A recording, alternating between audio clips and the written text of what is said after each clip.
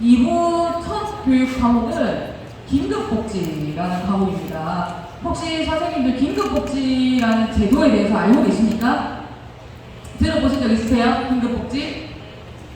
이 긴급복지 제도가 진짜 잘 만들어져 있거든요. 그래서 제가 오늘 이 부분에 대해서 좀 설명을 하기 전에 선생님들 복지라는 얘기를 한번 들어보신 적이 있으실 거예요. 복지는 어떤 의미죠? 힘든 사람들에게 무언가 우리가 재정적이라든지 제도를 사용해서 도와주는 것들을 우리가 복지라고 얘기를 하잖아요. 근데 복지 앞에 지금 뭔가 붙었어요. 뭐가 붙었어요? 긴급이라는 단어가 붙었습니다. 그러면 이게 뭔가 의미가 좀 더 강화됐다고 표현을 할 수 있겠죠. 그래서 이 긴급복지제도가 과연 어떤 것인지, 우리는 이 제도를 이용해서 누구를 도와줘야 하는지, 그런 것들을 오늘 간단하게 한번 보도록 하겠습니다. 그 전에 제가 영상을 한번 보여드릴게요. 이거 같이 한번 보도록 하겠습니다.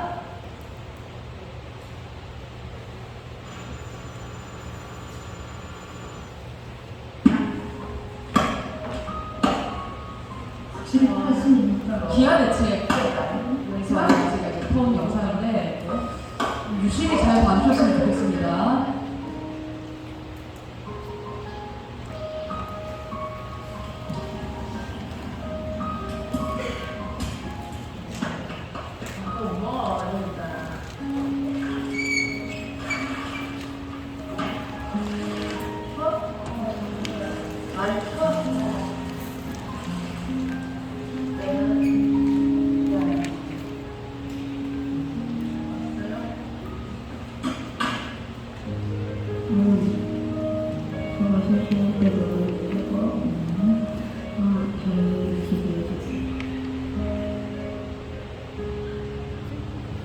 그러니까는 좀 커서 할머니인지 알지, 아무것도 모를 때는 엄마인지 알지.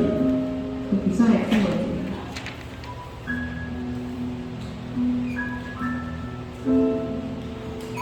위에 둥그런 흙이 나와요.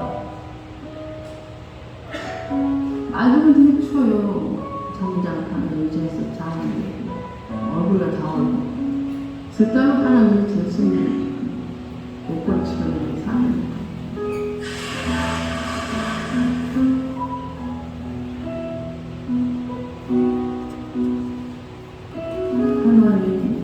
할머니가 없으면 난 누가 살까? 할머니는 네 장애를 줄 때까지 살 수 있어. 어린 마음에도 그런 마음을 가지고 있었구나. 가슴이 뭉클해져야 돼.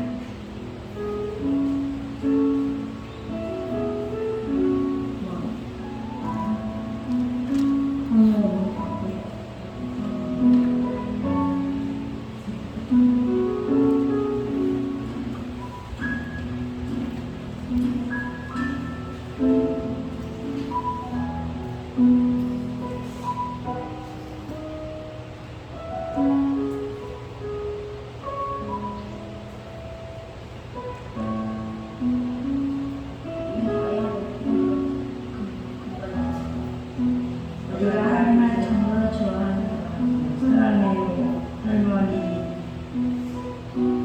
이렇게 근데 오래 좋겠어요. 네, 영상은 여기까지였습니다.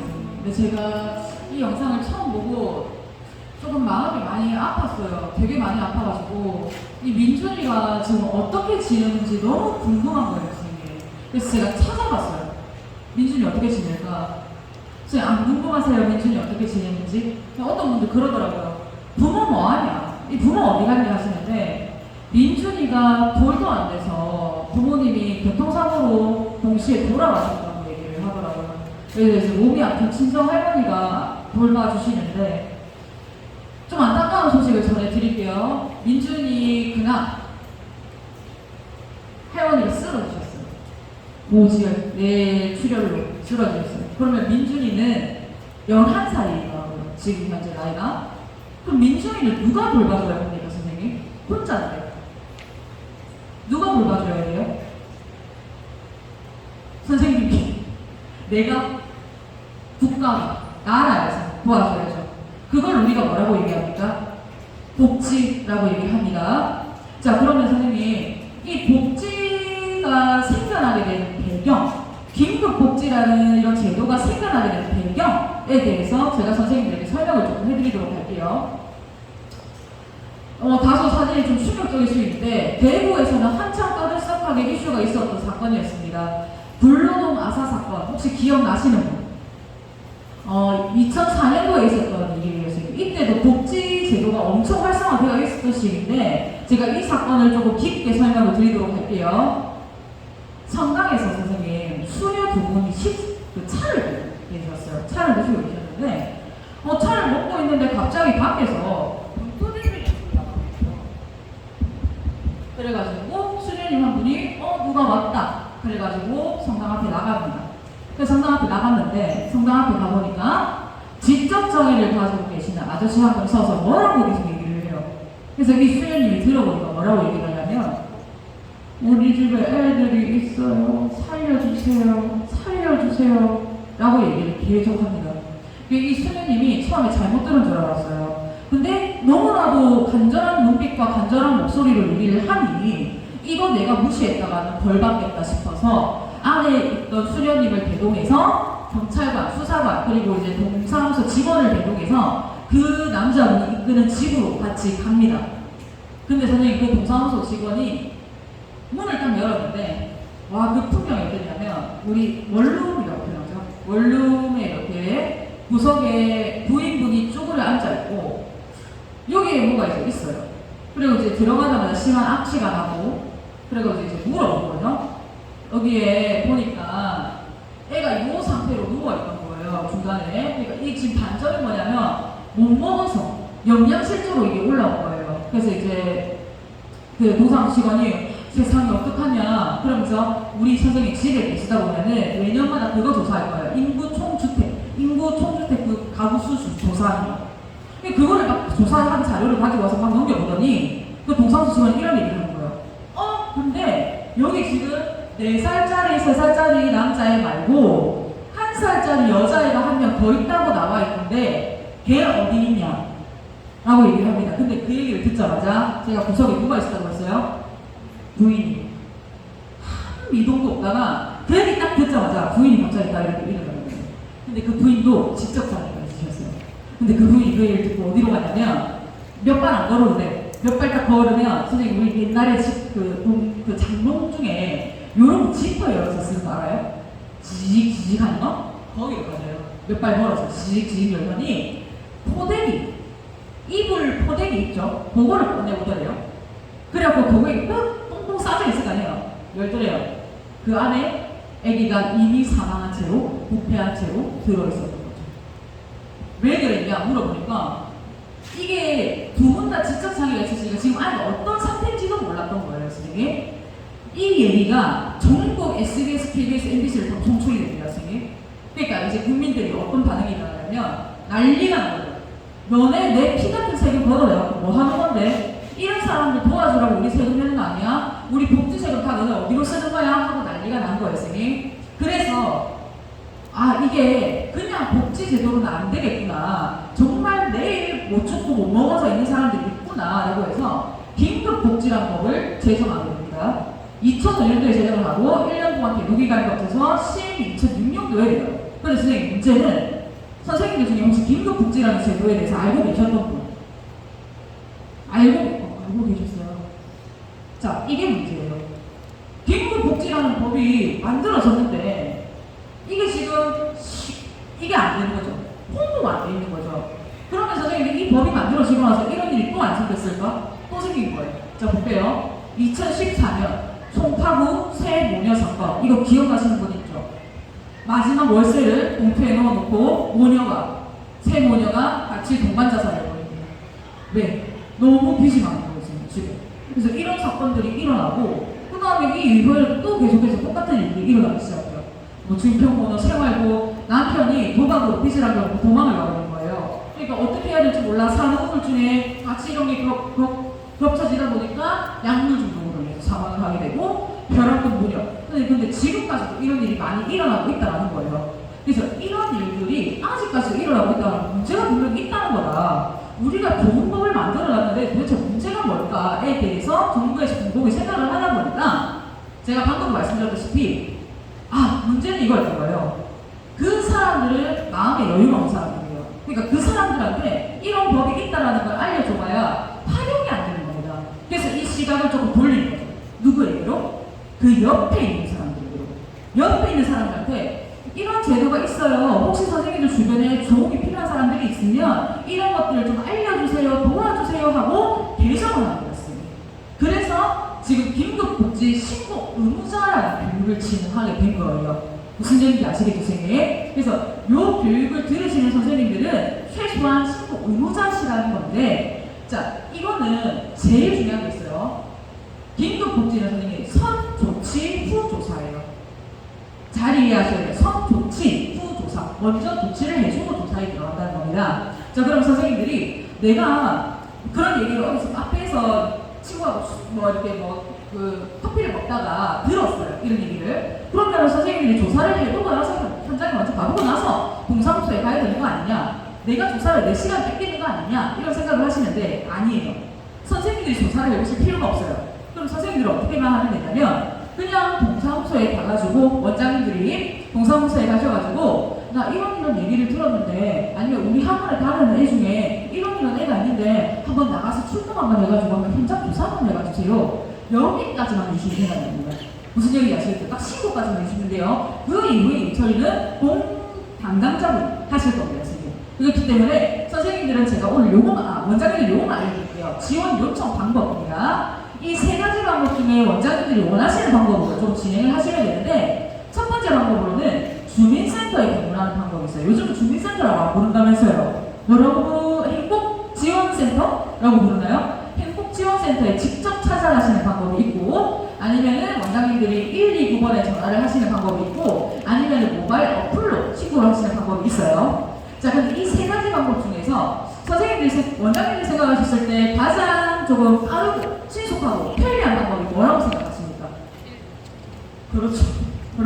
우리 원장님들 오늘 전화번호 좀 많이 전화하셔야 돼요. 129번 저장해 가십시오.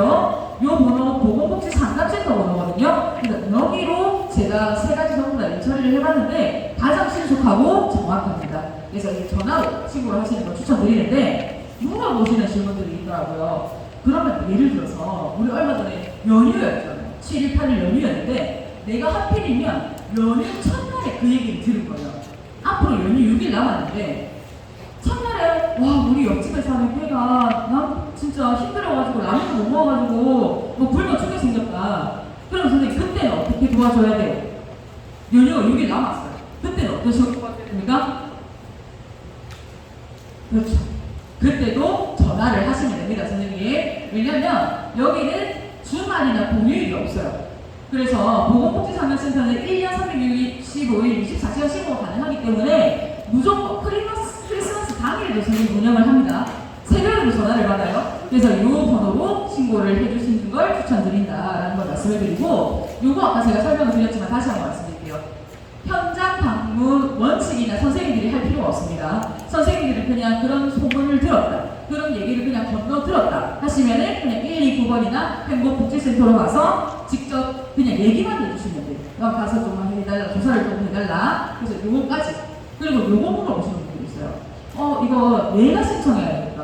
내 요즘 못 살아가지고 진짜 너무 힘들어가지고 막 우스갯소리로 이런 얘기를 하시는 분들이 있는데 이거 만약에 선생님들이 신고를 하셨다가 후조사를 했을 때 뭔가 이렇게 조사 범위 어긋나잖아요? 그럼 몰수 처리 당합니다. 몰수 처리가 있어요. 이게 무슨 재산 범위가 있어요, 선생님. 그 범위에 대해서는 오늘 설명하기가 조금 시간이 애매하기 때문에 나중에 집에 가셔가지고 긴급복지 제도라고 쳐보시면 자세하게 나와 있을 겁니다. 그거 한번 읽어보시는 걸 추천드릴게요. 자, 그러면 마지막으로 우리 번호 다시 한번 상기하면서 긴급복지 교육 한번 끝내볼까요? 어디로 제가 신고해야 된다고 했죠? 6번 없이? 그렇죠. 129번입니다. 129번. 요거 꼭 좀 기억을 해주시기를 바랍니다. 긴급복지제도 여기서 조금 마무리해드리도록 하겠습니다. 자, 마지막 교육입니다. 10분 정도 진행할 겁니다. 10분 정도 진행할 건데 5분 정도 진행할 겁니다. 아동학대 교육 제일 선생님들이 많이 들어보신 교육이기 때문에 제가 일부러 제일 끝에 배치를 했어요. 짧게 진행을 하기 위해서 아동학대 교육 마지막으로 인사를 드리도록 할게요.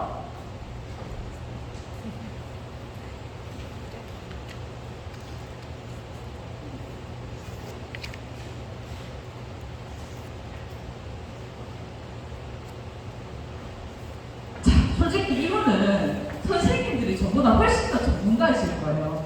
저보다 훨씬 더 아동을 많이 상대하시는 직업을 가지신 원장님들이시기 때문에 제가 조금 알고 있는 부분이지만 혹시라도 내가 조금 까먹었던 부분이 있는지 체크하는 시간, 복습하는 시간이라고 가볍게 가져가시면 될 것 같습니다. 자, 아동학대 이런 질문들은 너무 뻔한 질문이기 때문에 오늘은 조금 넘어가도록 하고 본론으로 바로 넘어갈게요. 선생님, 아동학대 정의 유형에는 제가 아까 전에 몇 가지가 있다고 했죠? 우리 장애인 학대 때 배웠잖아요. 몇 가지가 있어요? 4가지가 있습니다. 첫 번째 뭡니까? 신체적 학대. 두 번째, 그렇죠, 정서적 학대. 세 번째, 방임. 그렇죠. 근데 어딜 가나 순서가 이렇게 나와요. 희한하죠. 네 번째 뭐예요? 이것도 똑같아요. 네 번째를 기억 못해요, 선생님. 네 번째, 성적 학대입니다. 성적 학대. 그래서 총 4가지 유형이 있다는 거. 어디 포스터에 가도 이렇게 붙어져 있어요. 4개로 이렇게 그림이 나눠져 있어요. 그래서 이 4가지라고 좀 기억을 해주시고, 그 다음에 제일 중요한 질문인데, 선생님, 원장님들 각 원에 우리는 아동이 없다 하시는 분들도 있을 거예요. 그러면 도대체 우리나라 아동의 범위가 몇 살까지일까요? 분명히 있으실 거예요. 왜 자꾸 우리 학원에 이런 교육을 하냐? 우리 원에는 아동이 없는데 라고 생각하시는 분들 있죠? 아동 몇 살까지입니까? 3살? 8살? 만 18세까지입니다. 자, 그러니까 다 포함이십니다. 맞죠? 고등부 수업하시는 분들이 있기 때문에 고등학교 3학년 생일이 되기 전까지는 전부 다 아동이라고 생각을 해주셔야 돼요. 그래서 이 부분 잘 모르실 것 같아서 제가 오늘 다시 한번 짚어드렸고, 그리고 이건 너무 마음이 아픈 사건이기 때문에 좀 넘어가도록 하겠습니다. 좀 넘어가고, 좀 안타깝지만 5년간 아동학대 발생 건수가 지금 계속해서 증가하고 있어요. 근데 이게 아동학대 발생 건수가 증가한다는 얘기도 되겠지만, 또 어떻게 보면 좀 긍정적으로 생각을 해보게 되면 다른 메시지를 품고 있기도 하거든요. 어떤 메시지가 품겨져 있을까요, 선생님?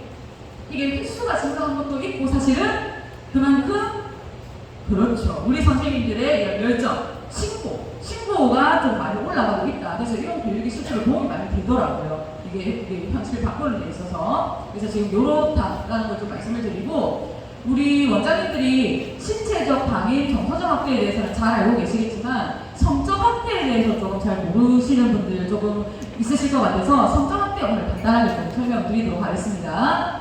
자, 지금 제가 뉴스에서 모아온 사건들인데 첫 번째 뉴스부터 한번 볼게요. 지적장애 친딸을 20년 동안 지속적으로 성폭행했습니다. 이런 사건들도 있었고, 이 사건 기억나십니까 혹시? 이거 잊으시면 안 돼요. 무슨 사건이었죠? 나영이. 자, 우리 이런 사건들을 언급할 때는 가해자 이름으로 불러주시는 게 훨씬 더 효과적입니다. 가해자 이름 뭡니까? 조두순. 그렇죠. 선생님, 조두순 사건인데 조두순 그 양반 지금 출소했습니까? 안 했습니까? 했죠. 출소했죠. 근데 선생님, 저 어제 뉴스 봤거든요. 조두순 이사가 안 돼요. 이사 지금 알아본 거예요. 지금 전세 사기 지금 난리. 조두순 막 지금 이사 엄청 알아보는데 안 받아줘가지고 그러면 계약금 물려내야 하는 거 지금 그런 얘기 들어보신 적 없어요? 그 부부들 지금 그렇게 하고 다니는데요. 근데 조두순이 만약에 우리 부산 이사 오는데요, 만약에 우리 옆 아파트, 옆 아파트, 옆 빌라로 이사 오는데요, 우리 애들이 알아볼 수 있을까요? 선생님들 알아볼 수 있을까요? 못 알아봐요. 그래서 사실은 우리나라가 아동 성폭행 청정 국가는 아닙니다. 정말 안타깝지만. 그래서 최소한 선생님들이 아이들에게 알려주셔야 되는 부분들이 있다. 원장님들이 아이들에게 알려주셔야 되는 부분들이 있다. 조금만 알려드려볼게요. 자, 요즘에 선생님, 얘네들이 영악해요. 성범죄들이. 그래서 유인하는 방법도 우리 때하고 달라요. 요거를 봤을 때 옛날에 많이 썼던 방법은 뭐예요? 옛날에 많이 썼던 거. 그렇죠. 100가지 굴. 맛있는 거 사줄게. 우리 교육 그렇게 받았잖아요. 엄마 아빠한테. 뭐 맛있는 거 사준다면 따라가지 말라고. 근데 요즘은 그렇게 안 합니다. 어떻게 하래요? 이모네 집 강아지가 새끼 3마리 낳았다. 진짜 귀엽다. 따라갈래? 따라갑니다. 따라가요. 실제로 실험 카메라를 한 거예요. 유튜버가. 그러니까 요즘에 이런 방법을 쓴다라는 거를 원장님들이 아이들에게 조금 우리 치아가 힘들 있죠. 혹시라도 그런 아이들이 있으시면 잘 얘기를 해주셔야 되고, 그 다음에 외관의 부분이에요. 외관적인 부분은 문제인데, 뭐 당연히 선생님들 잘 아시겠지만 요 둘 중에 유괴범이 있다라고 한번 쳐볼게요. 자, 그러면 나는 이 사람이 유괴범에 가깝다고 생각한다. 손. 이 사람. 네, 좋습니다. 내려주시고. 나는 이 사람이 유괴범에 가깝다고 생각합니다. 내려주시고. 왜요? 누가 봐도 이 사람 아닙니까? 여기 손 들어주신 분 있어요. 여기 손 들어주신 분은 아직 순수함을 잃지 않으신 분. 여기에 손 들어주신 좀 이제 사회를 좀 많이 아시는 분들. 근데 이제 있죠. 우리는 성인이기 때문에 이런 판단이 되는 거예요. 아, 요즘은 이래 하면 애들 따라가겠나? 직업의식이 참 없네. 이렇게 좀 번지르르하게 다녀야 애들이 경계심을 풀고 따라오지. 그러니까 우리는 한번 모아서 생각을 할 수가 있는데 애들한테 물어본 거예요. 애들한테 얘들아 범죄자 어떻게 생겼을까? 애들 이렇게 얘기합니다.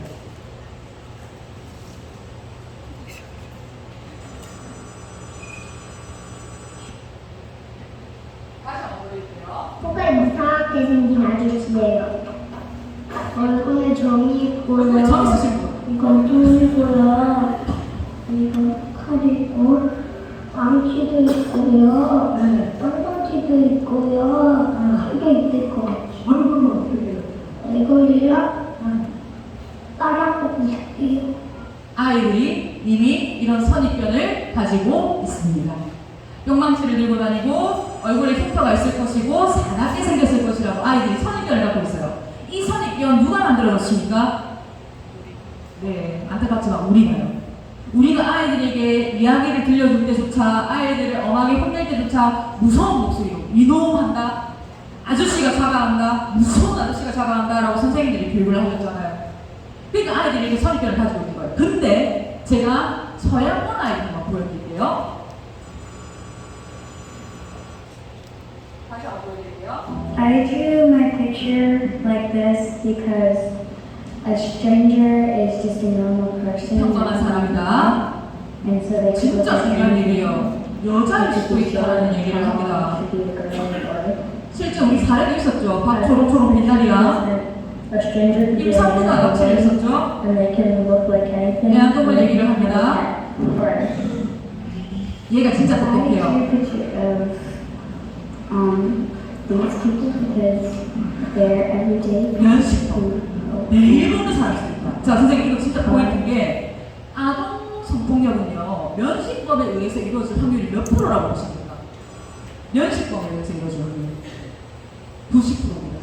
90%의 선생님이 한 번이라도 봤다 이겁니다. 그러니까 선생님들이 아이들에게 이런 걸 좀 잘 알려주셔야 되고 경계를 이렇게 해야 한다. 그리고 선생님들이 잘 알고 계셔야 되는 부분들이 있어요. 사후 관리. 선생님이 만약에 어떤 아이가 성폭력을 당했어요. 그래서 선생님이 찾아온 거예요. 예를 들어볼게요. 선생님, 저 방금 밑에서 주차장에서 원장님 어떤 아저씨가요 저한테 뭔가 뗀다 했는데 너무 아팠어요. 울어요. 그럼 원장님 거기서 어떻게 하셔야 돼요? 충분히 일어날 수 있는 일이잖아요. 어떻게 대처하셔야 됩니까? 이 새끼가 어디 있어? 함수 생각 내려가보자. 원장님 내려가보자. 애 손 팍 잡고 내려가면 됩니까? 절대 안 돼요. 어떻게 해야 돼요?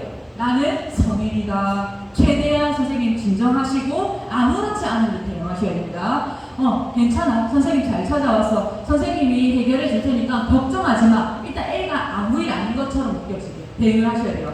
그리고 나서 이제 경찰서에 연락을 하시게 되면 경찰관이 이렇게 얘기할 겁니다. 무엇입니까? 증거 훼손되기 전에 병원 데리고 가라고. 근데 선생님 병원이 많아요. 사실 기관이 많죠? 성폭행 피해자는 어느 병원을 데리고 가야 될까요? 산부인과, 정신과, 소아과 그거를 한 번에 합쳐놓은 곳이 있습니다. 어디? 종합병원 응급실입니다.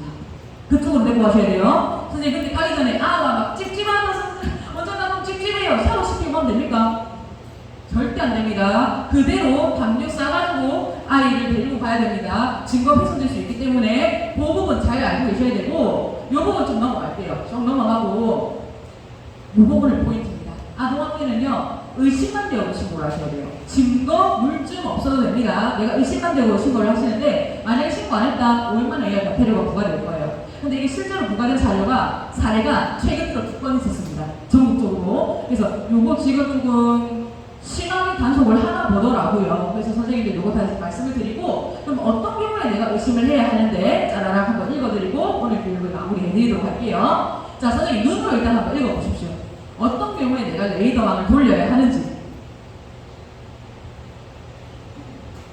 네, 요런 경우입니다. 자, 근데 선생님들 봤을 때 요건 좀 애매할 거예요. 계절감에 맞지 않고 깨끗하지 않은 옷을 입고 다니는 경우. 혹시 원장님들 학원에 이런 애가 있다 하시는 분? 지금 미소를 지으시는 분들이 있는데, 실제로 제가 이제 피아노 학원에 갔을 때 원장님이 얘기를 해주셨어요. 우리 학원에 이런 애가 있다고, 미치겠다고. 5살짜리 남자인데 걔가 학원에 올 때마다 똥냄새가 나는데요. 엄청난 똥냄새, 악취죠? 그러니까 이제 처음에는 참았는데, 이게 피아노 학원 운영해 보신 분들 아실 거예요. 타임이 작잖아요. 걔가 연습하고 나오는 공간에는 다음 애가 못 쓸 정도로 악취가 난대요. 근데 이게 경제적으로 타격이 온 거예요. 애들이 학원을 끊기 시작해. 엄마 나 거기 갔다 오면 머리 아파. 같이 오는 남자가 있는데 걔가 냄새가 너무 나서 학원 가기 싫어. 애들이 학원을 안 가요. 끊어. 그래서 이제 원장님이 가만히 있을 수가 없죠. 선생님들 모아가지고 제대로 회의를 합니다. 어떻게 하면 좋겠노? 회의 그만까지 할 수 없고, 그러면 이 선생님 미안한데 오늘 야 하원할 때 같이 한번 갔다 와보라고. 집이 어떤지 한번 보고 오라고. 부모님 뭐 하는 사람인지. 그래가지고 이 선생님이 애를 데리고 같이 하원 지도를 나가요. 원래는 하원 지도를 안 하는데. 자, 갑니다. 근데 이 얘가 골짜기 넘어서 가더래요. 그래서 이 선생님이 순간적으로 우리가 잘못 오해한 걸 수도 있겠다. 이 엄마 아빠가 학대를 하고 있는 게 아니라 여의치 못한 상황일 수도 있겠다라고 그때서야 생각을 한 거예요. 그래서 이 선생님이 사과라도 하고 싶어서, 뭔가 이제 본인의 마음으로 뭔가 죄책감 같은 걸 느끼셨겠죠? 사과를 하고 싶어서 대문 앞에 딱 서가지고 진짜 다 쓰러져가는 대문이거든요. 그래서 이제 혹시 부모님 중에 한 분이라도 계시면 좀 모셔놓고 나오실 수가 있냐, 선생님 인사 드리고 가고 싶다. 그러니까 얘가 이제 웃으면서 잠깐만요 하고 들어가는 거예요. 근데 조금 있다가 나오기를 누가 나오냐면 70대 할아버지가 나옵니다. 누가 왔냐? 그러니까 이제 이 선생님 얘기를 한 거죠. 안녕하십니까. 이제 파소르마 학원의 누구누구 선생님입니다. 보호자십니까? 그래, 내가 보호자다. 엄마 아버지 없대요. 없고 내가 키우고 있다. 연령이 안 된대요. 그래서 이제 아이를 좀 키우고 싶은데 연령이 안 돼서 지금 냄새가 나는 옷이라든지 이런 걸 입고 다니는 거죠. 근데 선생님이 생각하셔야 되는 부분은 이런 부분입니다. 이런 경우에 방임일까요? 경제적인 여건이 안 되는 거예요. 이거 방임입니까? 방임입니다. 이거 방임입니다, 선생님. 그럼 이걸 내가 신고를 해야 되냐? 근데 신고하면 너무 좀 안타깝잖아요, 선생님. 애정이 없어서 못하는 게 아니라 내가 여력이 없어서 못하는 거기 때문에. 자, 그러면 우리 아까 배웠죠? 이런 경우에는 어디로 신고를 해야 한다? 맞아요, 선생님. 긴급복지로 신고를 해주셔야 됩니다. 아시겠죠, 선생님? 그래서 그런 경우 조금 헷갈려하지 않으셨으면 좋겠다라는 걸 좀 말씀을 드리고, 그 다음에 아동학대 신고는 무조건 선생님 어디로 신고하셔야, 원장님이 어디로 신고하셔야 되냐면 경찰서에다가 신고를 하시면 됩니다. 그리고 요거 조금 두려워하시는 분들이 있을 거예요. 신변 노출에 대한 두려움. 근데 선생님 요즘은 익명성 정말 잘 보장되어 있거든요. 그러니까 아니면 원장님이 직접 경찰서에 신고하시기보다는 어플 잘 되어 있습니다.